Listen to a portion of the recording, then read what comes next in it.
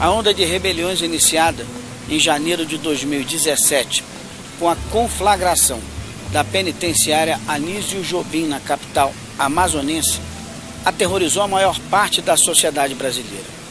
Alheio à falência do sistema carcerário, o país ainda ignorava a existência de um ambiente de confinamento que favorecesse a morte e a mutilação de 56 seres humanos de uma só vez. As rebeliões de Manaus, Boa Vista e Natal, que somaram 125 assassinatos, foram seguidas de mais 9 casos de presídios rebelados nas regiões Nordeste e Sudeste. Uma onda de conflitos marcados pela superlotação carcerária em todos os casos. O que nós temos hoje é uma superlotação, né, dos presídios, e todo dia tá indo pessoas para os presídios e isso custando muito caro para o Estado. Eu sou a favor, sim, se aumentar o presídio. Vida boa para bandido, não. Cadeia hoje não está resolvendo nem a socialização, ressocialização, que tema, que conceito a pessoa queira dar, quiçá fazer um trabalho produtivo desta pessoa que está em situação, né, de detenção. Assim, poxa, eu não sou a favor de pagar por uma pessoa que está lá dentro, usufruindo do meu dinheiro e muitas vezes está vivendo melhor do que eu. A cadeia é cheia de preso que podia estar cumprindo uma pena alternativa mais rigorosa, lógico, mas é uma pena alternativa e está lá preso, aprendendo aprendendo a ser um criminoso melhor, né? Aí é preso, muitas vezes tem as regalias, né? E quem está pagando por eles estarem lá dentro somos nós, brasileiros, né? O Brasil hoje tem a 4ª maior população carcerária do mundo, superado apenas pela quantidade de presos na Rússia, na China e nos Estados Unidos. Um pódio indesejável, que seria evitado com o cumprimento de algumas leis e medidas simplificadas, decididas ou em discussão aqui mesmo, no Congresso Nacional ou lá, no Supremo Tribunal Federal. A integral obediência à lei de execuções penais, por exemplo, evitaria uma taxa de ocupação penitenciária da ordem de 240% do seu limite, como ocorre no estado de Pernambuco. Além de proibir celas superlotadas, a Lei 7.210 estabelece um padrão mínimo de salubridade para o ambiente carcerário.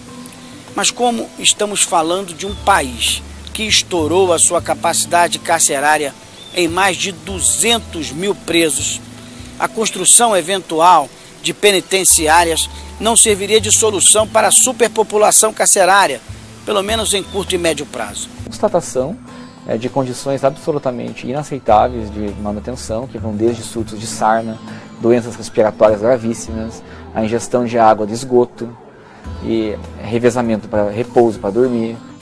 Com o país quebrado e sem capacidade de investimento, a superlotação das cadeias teria uma face um pouco menos dramática, caso o governo tivesse evitado o custeio mensal de 80 mil presos aptos à progressão de regime, com a providência da compra de tornozeleiras eletrônicas em 2010, quando foi sancionada a lei que permitiu o cumprimento da pena por meio de monitoramento eletrônico. Dentro daquele rol que a lei de 2011 estabelece como medida cautelar alternativa à prisão. A partir do momento que ele tem um monitoramento eletrônico instalado, ele vai se preocupar para onde ele vai, a que horas ele volta para casa. É uma medida que vale para a sociedade exatamente por isso. Ele dá a oportunidade, mas ao mesmo tempo diz, olha, se você violar, você vai ser encarcerado.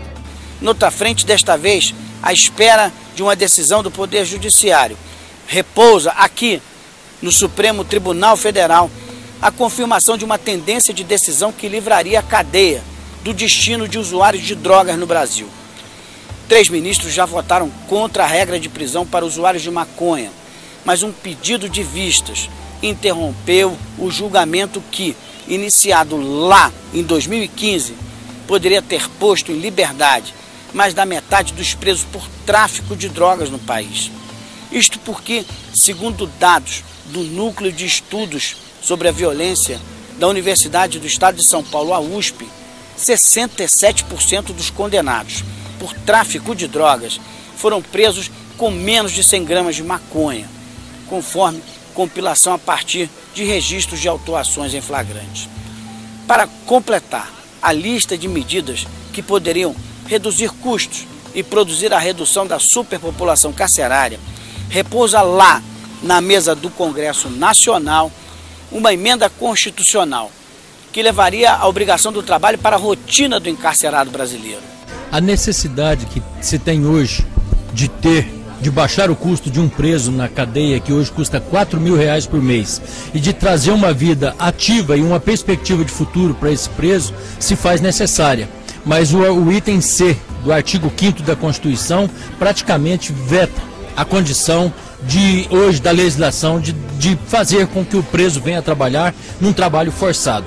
Nós do Partido da República desenvolvemos esse projeto e eu tenho a oportunidade de apresentar essa emenda e tiramos o compromisso do presidente Rodrigo de que dentro no primeiro semestre de 2017 a gente consiga aprovar numa comissão especial e no plenário o projeto que altera o artigo 5 da Constituição, obrigando os presos a trabalhar em lugares mais isolados, sem telefone, num trabalho forçado, onde as empresas, principalmente da construção civil, venha a contratar pelo menos de cada 3 funcionários, um preso nas condições que aquela empresa oferece, tendo ali o dormitório como se fosse uma cela, uma penitenciária, para aquela pessoa pernoitar ali, trabalhar, defender o seu sustento e deixar de custar aos cofres públicos.